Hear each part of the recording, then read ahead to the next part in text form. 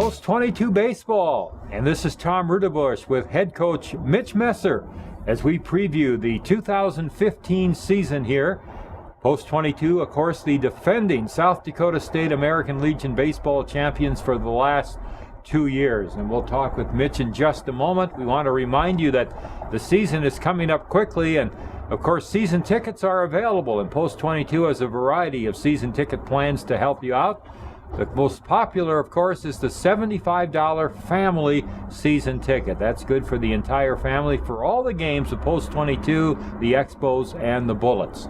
You can pick those up from any Post 22 player. We'll have a phone number for you to call if you need to call and ask any questions. But we also have individual student tickets. That's good for high school kids and who may want to see their friends play and don't want the family pass. We have those available for $20. They get a wristband. Then we have individual season tickets and senior citizen tickets. So whatever you might need, we have it here for Post 22. We're looking forward to another exciting season. A lot of home games highlighted by the Firecracker Tournament, and we look forward to the season opener, which is May the 16th against Cheyenne here at Post 22's Fitzgerald Stadium. That's for the varsity 22s. Now we'll talk with the man who's won a couple of state championships in a row. Mitch begins his fourth season as head coach of Post 22. And Mitch, let's just touch upon last year's season. Boy, at mid part of the season, the team was really struggling. But the last part of the season, the team came on very strong, had a great winning streak, went into the state tournament. It wasn't easy for the state regional or the state tournament, but you won it. That's the bottom line. Went on to the regional. Give us a couple of thoughts about last year's team. Yeah, I would summarize last year's team and last year's experience as the good, the bad, and the ugly. You saw it all, and early in the process, we knew that this was going to take time and for this group to mesh because we had some young players and some key spots and some key roles, and we had a solid nucleus of seniors that would kind of help us lead it or help us through some of those tough patches. So. The theme of the year was patience. It's not about how many wins we have in May or June. It's how many wins we can pile up in August. And we learned a lot. The team had some grit, and they were able to work through some adversity. So, pretty special group. A lot of young teams would have crumbled under some of those circumstances, but they buckled down and found a way to get it done. Well, let's talk about this year's team. That's what the fans want to know about. I'm going to start with the Legion rule, which allows players to come back from college if they meet a certain age requirement. We had a couple of players that could do that. Tanner Simons could return at shortstop, and John Zastro could return as a pitcher. And we got one of the two back. Talk about that. Yeah, so American Legion rules have a birthday cutoff, and that's January 1. So as long as they're 18 on January 1, they're eligible to come back and play one more year of Legion baseball. John Zastro can do that, and John's gone ahead and decided that he's going to return. He's attending South Dakota State University, so he'll return, which is great. This will be John's fourth season with varsity. It's good to have an anchor to our pitching staff. And then, of course, Zach Johnson is at Miles City Community College. He's pitching there, and he'll return about the middle of May. So we'll have two of our college players back, and we're excited to have them. And Tanner Simons not returning, it wasn't Tanner's decision.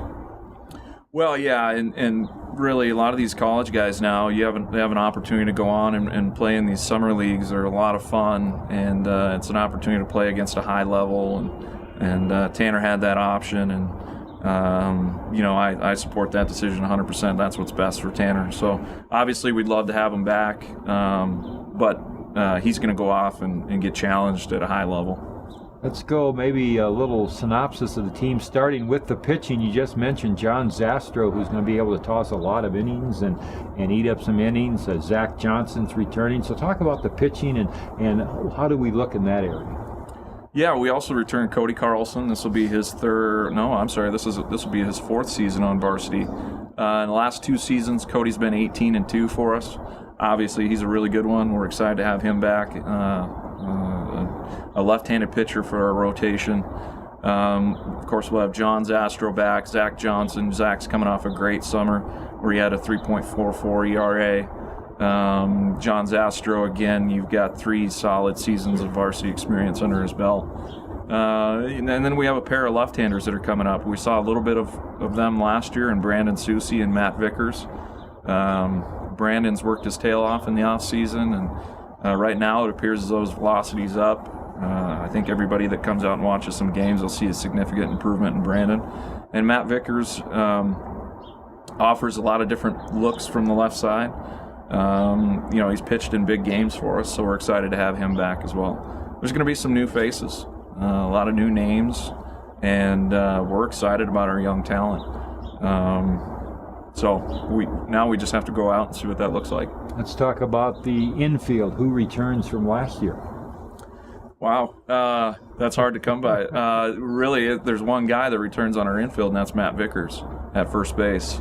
So second, short, and third, we're probably going to have some new faces and have a new look. Of course, Justin Kramer was on the final 18 roster. You're probably going to see him in there somewhere in the middle or either third base or second base. The shortstop position is going to be a good competition. That Expo team from 2014 had a ton of talent. So right now, all these guys are they're fighting every day to try to earn a spot to the starting lineup. So I don't know what that's going to look like. I'm just as curious as everyone else.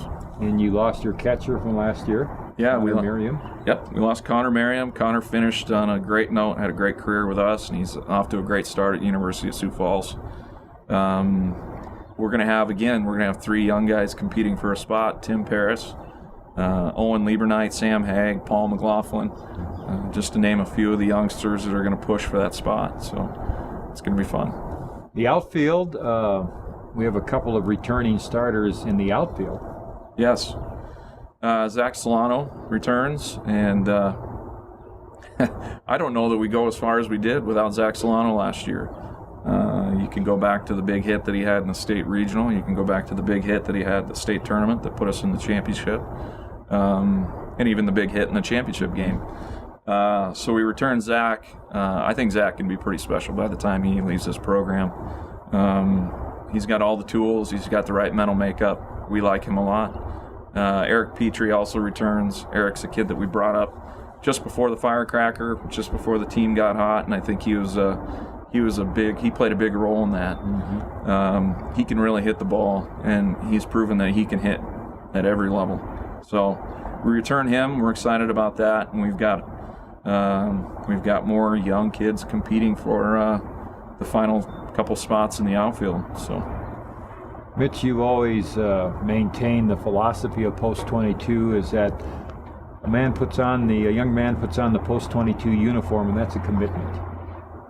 Talk about that and what you see in these young guys when they commit to the Post 22 program. Yeah, there's a lot of options in Rapid City to play baseball, and there's a lot of things pulling kids these days, and we usually attract the type of kid who wants to pursue excellence, and we tell them when they come in from day one, this is a process, and this is a hard process. There's going to be success, but there's also going to be failure, and if you're willing to fight through it, it's our philosophy that there's a lot of learning that happens there, and that not only shapes the baseball players that we get when they make it to the varsity level, but it shapes them as people too. So it's hard to find these days in sports. Everything's it seems as though we're kind of heading in a lot of different directions in youth sports, and we want to make sure that everybody has a positive experience rather than the experiences that you can learn by pursuing excellence. So that's never changed here, and as long as I'm here, we're going to continue that. Let's talk about the schedule. That's always exciting, and on the home schedule, we have the tournament in the middle of June, and also the Firecracker tournament that comes up right before the 4th of July, and that's always the highlight of the regular season. But outside of those tournaments that we've always had, you've got some new teams coming in that will play 2 or 3 nights here, and I think that's going to be a fun series and some new teams for fans to see. Yeah, it's been a while since Bismarck's been back. Bismarck this year has a really good team. I would say they're one of the better teams in the region. They have one of the best players, if not the best player in the region, in Dalton Feeney. So we're excited to have them down, and we'll get a look at them. The Firecracker always attracts top teams. We have Merced in California. They were here before, and they're coming back. So it's good. I would say this schedule is pretty balanced. We have more home games this year than we had last year. At the end of May, I think we have Brookings coming in for a couple nights. Yes. 2 or 3 nights. Yep. Brookings comes in for a 3-game set, and Bozeman, Montana comes in for a 4-game set. Yeah. So that's good. It'd be, as Mitch said, the most home games we've had in a few years. I think we're almost at 40 home games for the varsity. And, of course, the season ticket we talk about, that includes all the games from the Expos also and the Bullets. Talk about those 2 teams briefly here, Mitch, because, you know, we look at I guess you kind of refer to Post 22 as the major league team, and then you have kids that are brought up through the program, through the system, and who are coached by a coaching staff you put together. You might also want to talk about your coaching staff, but the process of starting with the Bullets, going up, and eventually reaching the varsity. Yeah. Every player in this program has gone through this process, and anybody who's worn the hard hat has also gone into the system, as we call it. And every player comes in as a Bullet, and, you know, it's our hope that they all have the experience of wearing a hard hat. We know that's not always the reality. But yeah, they come in as a Bullet, and hopefully they make their way and they progress the following years into an Expo. And you know, our idea is that along the way they continue to be challenged, and we groom them to be a hard hat. And this year we have a ton of young talent. You know, that's never a problem for this program. We always attract good young talent, and this year we have a ton of it. And that's great. That's perfect. We believe iron sharpens iron. So Coach Barrows, Coach Pete Barrows, he's been working in our academy the last few years, and in the off season he's been a professional baseball player. He's done playing now. He'll take the Bullets, and Jason Hers is our academy director. He's gonna head the Expos. So when it comes to player development, I think those 2 guys are in the right spot, and our kids have great opportunities with them. And the key, of course, is you're all on the same page. So when a young man comes in with the Bullets, he's brought through the chain with consistent coaching, the consistent way that you want things done, and that obviously leads to success later. Yeah, I would say in over the last 4 years, this is about as close as we've been to everybody's, you know, spot on. Everybody's on the same page when it comes to philosophies in different areas. It's nice. You don't have to wonder about what's going on at the younger levels. I feel really comfortable with these guys. I know they're going to be teaching them everything they need to know by the time they become a hard hat. And let's talk just too about a couple of players. Some bad news concerning Sam Wolf, some good news concerning Tanner Kleberad, who are both in professional baseball, post-22 graduates. Update the fans, Mitch, on Sam. That's really a tough injury. Yeah, you know, I don't know a lot of the details. I do know that he tore his Achilles tendon, and that's a tough one. Knowing Sam, though, he'll be right back at it. There's no problem there. Sam is still going to be able to throw the ball well. Tanner Kleberad's been assigned to Delmarva within the Orioles organization. He's excited about that. He had a good spring training, so I know he's real confident heading into that season. He hopes that he doesn't end in Delmarva. So it'll be exciting to follow those guys. Tanner's been throwing what, in the low 90s? Yeah, I mean he'll pitch 90 to 92. He can run it up there if he needs to, but he's found that he's most effective when he's sitting at 90, 92 and locating, and that's always been Tanner's biggest asset, is he can control the ball. Are they looking for him in the bullpen? Is that where they're, or not? I don't think so. They've had him in starting positions throughout the spring, so I'm thinking there, and he's thinking that they're probably going to have him in the rotation at some point. Well, it's always great to see post-22 graduates go on and play pro ball, and hopefully we'll see a couple of names in the majors as we have for in the past. And of course, Mark Ellis called it retirement, and I think I'm right on this. I think Mark goes out as the highest-rated defensive second baseman in baseball history. I think he had the highest fielding percentage of all time. I may be wrong on that. There may be one or two, but I know I read that, and he had quite a career when you think about it. Yeah. Yep. What an accomplishment for Mark. Highest-rated defensive second baseman in the history of the game. It's too bad couldn't got him a Gold Glove, but I'm happy for Mark. I know he's wanted to spend time with his kids, and he's got that opportunity to do it.